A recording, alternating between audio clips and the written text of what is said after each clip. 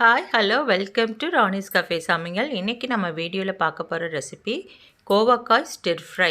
ரொம்ப ஹெல்த்தியான ஈஸியான ஒரு ரெசிபி, ரொம்ப ஈஸியான ப்ரிப்பரேஷன்.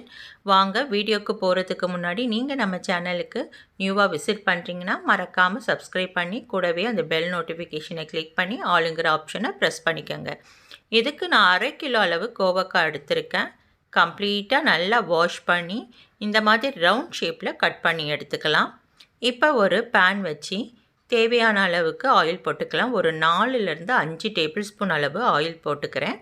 இது ஆயிலே தான் நம்ம குக் பண்ண போகிறோம், தண்ணி சேர்க்காமல். அதனால் ஆயில் கொஞ்சம் கூடுதலாக சேர்த்துக்கங்க. ஒரு பெரிய வெங்காயம் எடுத்து கட் பண்ணியிருக்கேன், அதை நம்ம ஆட் பண்ணிக்கலாம். போட்டுட்டு கொஞ்சம் தேவையான அளவு கருவேப்பிலையும் நான் இப்போ ஆட் பண்ணிக்கிறேன். பண்ணிவிட்டு ரெண்டுத்தையும் நல்லா வதக்கிக்கலாம். வெங்காயம் இந்த அளவுக்கு கொஞ்சம் பாதி அளவு வதங்கி வந்த உடனே நாம் கட் பண்ணி வச்சுருக்கோம் இல்லைங்களா, அந்த கோவக்காவை ஆட் பண்ணிக்கலாம். கோவக்காய்களை ஆட் பண்ணிவிட்டு இது நல்லா இந்த ஆயிலில் ஃப்ரை ஆகிற அளவுக்கு ஒரு நிமிஷம் இதை நல்லா வதக்கிக்கலாம். உடனேவே மசாலாலாம் சேர்க்காமல் இந்த மாதிரி ஒரு நிமிஷத்துக்கு இதை நல்லா வதக்கி கொடுங்க.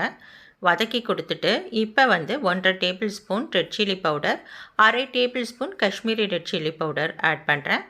ஆட் பண்ணிவிட்டு தேவையான அளவுக்கு சால்ட்டையும் இப்போவே ஆட் பண்ணிக்கலாம். பண்ணிவிட்டு நல்லா மிக்ஸ் பண்ணிக்கலாம். இந்த மசாலா கோவக்காயோட எல்லா இடத்துலையும் ஈவனாக ஸ்ப்ரெட் ஆகிற அளவுக்கு நல்லா ஒரு மிக்ஸ் பண்ணிக்கலாம்.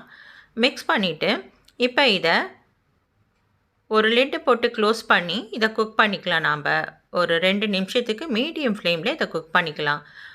ஒவ்வொரு 2 நிமிஷத்துக்கு ஒரு முறையும் நாம் இந்த ஓப்பன் பண்ணி பார்த்து நல்லா இந்த மாதிரி கிளறி விடணும். அப்போ தான் அடி பிடிக்காமல் இருக்கும். கோவக்காய்கள் எல்லா பக்கமும் ஈவனாக வெந்து கிடைக்கும். நமக்கு ரொம்ப நல்லாயிருக்கும் அப்போ தான் சாப்பிட்றதுக்கும். நம்ம தண்ணியே ஆட் பண்ணக்கூடாதுங்க. இப்போ பாருங்கள், நான் 2 நிமிஷத்துக்கு ஒரு முறை கிளறி கொடுத்துட்டே வரேன். அடி பிடிக்காமல் இருக்குது. இப்போ ஒரு 5 நிமிஷம் கழித்து கோவக்காய் இந்த ஸ்டேஜ் வந்திருக்கு பாருங்கள். நல்லா கலர் சேஞ்ச் ஆகியிருக்கு. நம்ம ஃபஸ்ட்டு போட்டதுக்கும் இப்போவும் நல்லா கலர் சேஞ்ச் ஆகியிருக்கும், நீங்கள் பார்த்தாலே தெரியும். இதே மாதிரி மெத்தட்லேயே நம்ம இன்னும் குக் பண்ணிக்கணும். இதே மாதிரி நான் வெண்டைக்காய் வீடியோ கூட போட்டிருக்கேன். அது வெண்டைக்காய் ரொம்ப சாஃப்டானதுனால ஒரு 5 மினிட்ஸ்லேயே நமக்கு ரெடி ஆகிடும். இது கோவக்காய் கொஞ்சம் ஹார்டாக இருக்குது இல்லைங்களா, அதனால் இது ஒரு 10 to 12 மினிட்ஸ் இது எடுக்கும். இதே மாதிரி லிட்டு போட்டு க்ளோஸ் பண்ணி நம்ம குக் பண்ணும்போது டேஸ்ட்டு ரொம்ப அமேசிங்காக இருக்குங்க.